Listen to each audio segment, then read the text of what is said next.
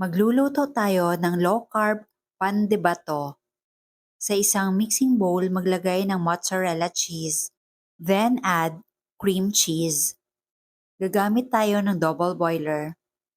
Ang list of ingredients ay ilalagay ko sa last part ng video na ito. Haluin ng maigi. Melt lang natin sa double boiler ang cream cheese at mozzarella cheese. If you love this recipe, please like and share and follow me for more low-carb recipes and health tips.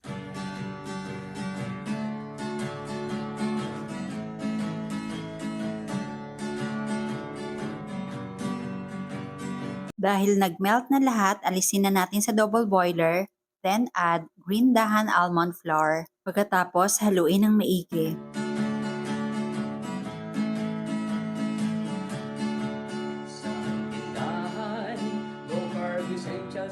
Then, add egg. At haluin ng maigi. Katulong mo sa pag-ayos ng iyong kalusugan. Marami kang pagpipilian sa Ngayon, knead na natin yung dough.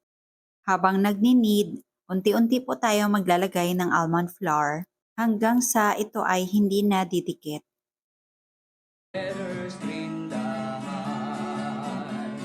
Baking essentials, condiments, nuts and seeds, healthy oils, coconut products, superfoods, herbs and spices, low-carb breads, kakanin, at may sugar-free ulam pa. Happy ang pamimili sa Jetter's Green Dahan! Dahan, low-carb essentials ay kumpletong matatagpuan. Katulong mo sa pag-ayos ng iyong kalusugan. Marami kang pagpipilian sa Jetter's. At nag-spray lang ako ng coconut oil sa paligid ng pan at sa kamay ko.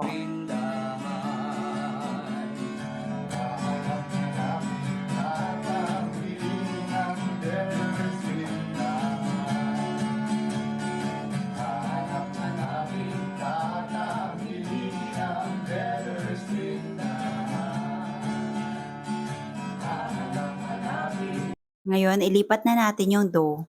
Then cut according to your desired size.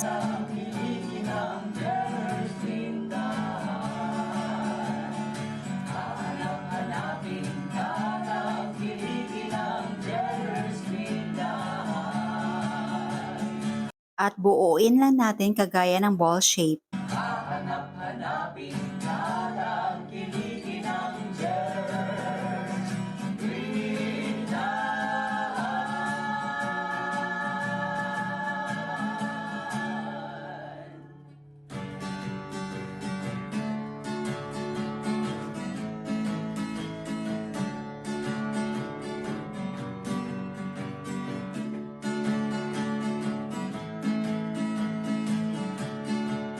Mag-brush lang tayo ng egg wash.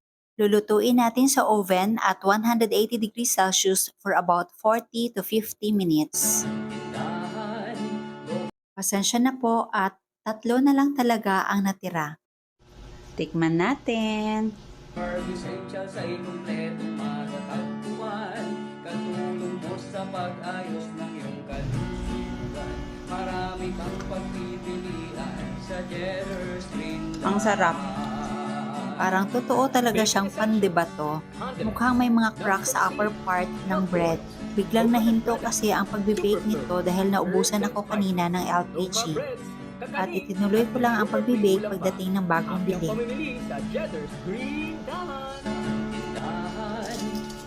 You must try this. Crunchy sa labas.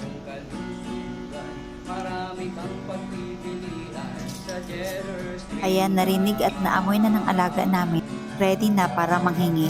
Ang lakas talaga ng mga yan kumain ng mga low-carb goodies.